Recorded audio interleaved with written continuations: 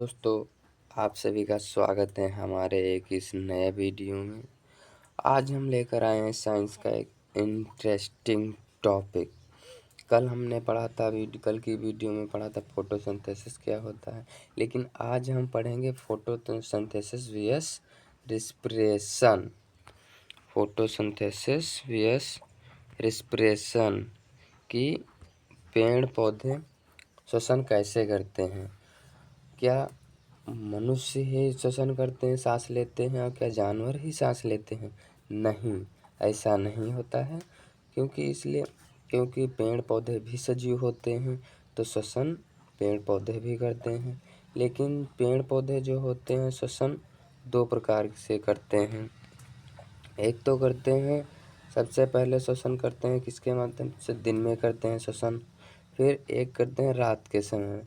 जब पौधे दिन के समय में करते हैं श्वसन तो क्या होता है? फोटोसिंथेसिस की क्रिया से करते हैं। ये सनलाइट आ रही है और पत्तियों पे पड़ रही है, तो क्या फोटोसिंथेसिस कार्बन डाइऑक्साइड CO2 पेड़ पौधे क्या करते हैं? एब्जॉर्व करते हैं, श्वसन में लेते हैं फोटोसिंथेसिस, और एक्सहेल करते हैं क्या? ऑक्सीजन को छोड़ते हैं। फिर रात में क्या करते हैं?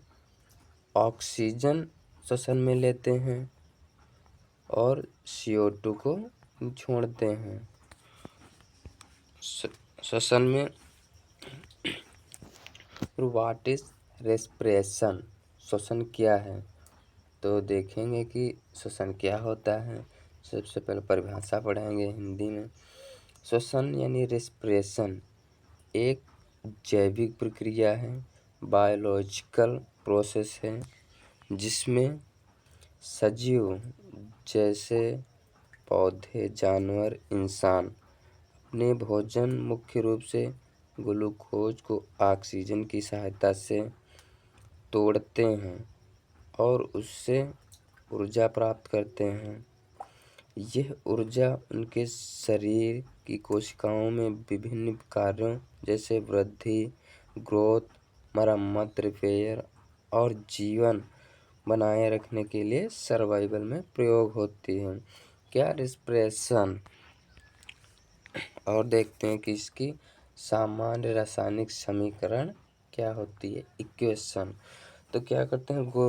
ग्लूकोज लेते हैं, फिर ऑक्सीजन लेंगे, फिर कार्बन डाइऑक्साइड से क्या करते हैं? रिएक्शन करवाते हैं। तो क्या देखने को मिलता है कि कार्बन डाइऑक्साइड, वाटर, एनर्जी,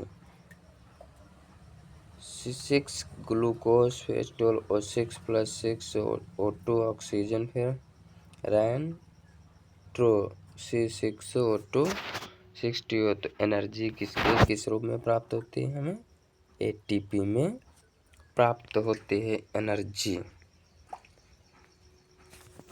फिर इसको हम थोड़ा और इजी वे में समझेंगे, जिसको आसान भाषा में समझेंगे कि जैसे इंसान खाने से ताकत लेते हैं, जैसे इंसान खाने से क्या ताकत लेते हैं, वैसे ही पौधे भी अपने बनाए हुए भोजन ग्लूकोज को तोड़ते हैं और ऊर्जा बनाते हैं। पर वो खाना खाते नहीं हैं, बल्कि अपने अंदर ही ऊर्जा बना लेते हैं।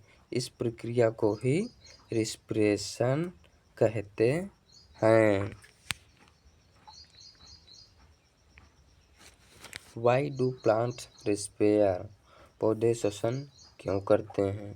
वाई डू प्लांट्स रिस्पेयर यानी पौधे श्वसन क्यों करते हैं? आखिर में पेड़ पौधों को श्वसन करने के लिए क्यों आवश्यकता है? तो इसको हम सारांश इन शॉर्ट वे में पढ़ेंगे कि पौधे ऊर्जा प्राप्त करने के लिए श्वसन करते हैं, ताकि वे जीवित रह सकें और अपने जीवन कार्यों को कर सकें। जैसे कि मनुष्य रिस्पेयर क्यों करता है? तो मनुष्य भी अपने जीवन जीने के लिए ही रिस्पेयर करता है। अगर मनुष्य नहीं श्वास लेगा तो क्या करेगा? मनुष्य ज़्यादा देर तक जीवित नहीं रह सकेगा। कुछ ही समय तक मनुष्य जीवित रह सकता है बिना रिस्पेयर करे। इसलिए मनुष्य के लिए भी रिस्पेयर करना ज़रूरी होता है। इसलिए पेड़ पौधे भी रिस्पेयर करते हैं। इनके देखते हैं मुख्य कारण क्या होते हैं, मेन रीजन्स।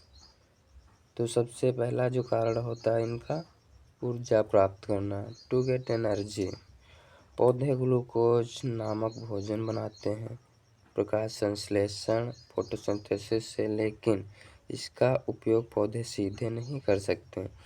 श्वसन द्वारा वह ग्लूकोज को क्या करते हैं, तोड़ते हैं और एटीपी ऊर्जा बनती है, जिससे कोशिकाएं काम करती हैं, वृद्धि ग्रोथ होती है, बीज अंकुरित होते हैं, नई कोशिकाएं बनती हैं। इसके रेस्पिरेशन के ये मुख्य कारण। और दूसरा इसका कारण है रात के समय ऊर्जा का स्रोत। रात में प्रकाश नहीं होता है, इसलिए फोटोसिंथेसिस बंद हो जाती है, पर श्वसन 24 घंटे इनका चलता रहता है, जिससे पौधे को लगातार ऊर्जा मिलती रहती है। तीसरा इसका मेन आंतरिक कार्यों को चलाने के लिए होता है। पौधे भी कई अंदरूनी क्रियाएं करते हैं, जैसे पानी को ऊपर चढ़ाना, कोशिकाओं की मरम्मत करना आदि होते हैं। इन सब के लिए ऊर्जा चाहिए और वह श्वसन से मिलती हैं, जिसका सबसे मुख्य कारण होता है चौथा पॉइंट, ग्रोथ और रिपेयर के लिए। हर नया पत्ता, शाखा, जड़ या फूल ऊर्जा के बिना नहीं बन सकता है। श्वसन से प्राप्त ऊर्जा से ही ये निर्माण और मरम्मत संभव होती है। इसके बारे में कुछ बहुत बड़ा क्या अफवाह फैली हुई है, जिसको मिथ्यान झूठ। कुछ लोग सोचते हैं कि पौधे सिर्फ क्या फोटोसिंथेसिस करते हैं और रेस्पिरेशन नहीं करते हैं, पर यह क्या गलत है। हर पौधा सांस लेता है, रेस्पियर करता है, चाहे वो छोटा हो या बड़ा। यानी कि कुछ लोगों का मानना है कि जो पेड़ पौधे हैं वो सिर्फ फोटोसिंथेसिस यानी कि प्रकाश संश्लेषण क्रिया ही कर पाते हैं और रेस्पिरेशन नहीं कर पाते। जो पेड़ पौधे हैं वो श्वसन नहीं करते हैं, पर ये लोगों का कहना गलत है। हर पौधा सांस लेता है, जैसे मनुष्य सांस लेता है, जानवर सांस लेते हैं, ऐसे ही पेड़ पौधे भी रेस्पियर करते हैं, चाहे वो पेड़ पौधा छोटा हो चाहे बड़ा हो। हर पौधे क्या करते हैं, रेस्पियर करते हैं। कंक्लूजन, निष्कर्ष का मेन जो है, श्वसन के बिना पौधा जीवित नहीं रह सकता है। श्वसन पौधों के लिए भी उतना ही जरूरी है जितना इंसान के लिए। यानी कि श्वसन पेड़ पौधों के लिए उतना ही ज़रूरी है जितना कि एक मनुष्य के जीवित रहने के लिए श्वसन की आवश्यकता है, उतनी ही आवश्यकता पेड़ पौधों को भी होती है जीवित रहने के लिए। इसलिए ये बहुत ही आवश्यक है। श्वसन के प्रकार, टाइप्स ऑफ रिस्पिरेशन। तो श्वसन के दो प्रकार होते हैं। सबसे पहले एरोबिक रिस्पिरेशन, वायवीय श्वसन। दूसरा होता है एनारोबिक रिस्पिरेशन, अवयवी श्वसन। यह वह श्वसन है जिसमें ऑक्सीजन की मौजूदगी में ग्लूकोज को तोड़कर ऊर्जा मिलती है। इसे यहाँ पे दर्शाया गया, ऑक्सीजन की उपस्थिति में कृत उत्पाद या ओटीपी के रूप में ऊर्जा प्राप्त होती है। जो एनारोबिक रिस्पिरेशन या अवयवी श्वसन होता है, यह वह श्वसन है जिसमें ऑक्सीजन की अनुपस्थिति में ऊर्जा प्राप्त की जाती है। यहाँ ऑक्सीजन की अनुपस्थिति को दर्शा रहा हूँ। और अल्कोहल लैक्टिक या alcohol lactic oxide carbon dioxide की निर्माण होता है और कम ऊर्जा इसमें एटीपी मिल पाती है। और जो एरोबिक रिस्पिरेशन या वायु श्वसन होता है, ये किन किन चीज़ों में होता है? ये होता है पौधों में, मनुष्य में, जानवरों में। उदाहरण के लिए जैसे ग्लूकोज ऑक्सीजन से जब हम रिएक्शन कराएंगे तो क्या देखने को मिलता है, तो देखने को मिलता है CO2 कार्बन डाइऑक्साइड और जल और एनर्जी, क्या ऊर्जा अधिक मात्रा में मिलती है। और होता क्या है, माइटोकॉन्ड्रिया में ये होता है। ये एरोबिक रेस्पिरेशन वो जिसको हम बोल सकते हैं वायवीय श्वसन, ये कहाँ होता है? तो ये माइटोकॉन्ड्रिया में देखने को मिलता है। अब देखते हैं दूसरा वाला एरोबिक रेस्पिरेशन, अवयवी श्वसन क्या होता है ईस्ट कुछ बैक्टीरिया थकान वाली मांसपेशियों में, जैसे कि उदाहरण ईस्ट में ग्लूकोज एल्कोहल, जब ग्लूकोज से हम ग्लूकोज की रिएक्शन कराएंगे तो क्या देखने को? एल्कोहल प्लस कार्बन डाइऑक्साइड और एनर्जी, ऊर्जा इसमें कम मात्रा में देखने को मिलती है और बिना ऑक्सीजन के भी होता है। ये चाहे तो जिनमें ऑक्सीजन, जो चीज़ ऑक्सीजन देते हों या नहीं, जैसे कि बैक्टीरिया, ईस्ट हो गया, कवक हो गया, शैवाल होगा, तो ये जिसको हम बोल सकते हैं नॉन लिविंग थिंग्स में भी एनारोबिक रेस्पिरेशन होता है। और next, where does it happen? Where does it happen? जैसे कि रेस्पिरेशन पौधों की सभी कोशिकाओं में होता है, यानी कि व्हाट डज इट हैपन, जो रेस्पिरेशन होता है पौधों की सभी कोशिकाओं में होता है, खासकर माइटोकॉन्ड्रिया में, जिसे power house of the cell कहा जाता है। किसको?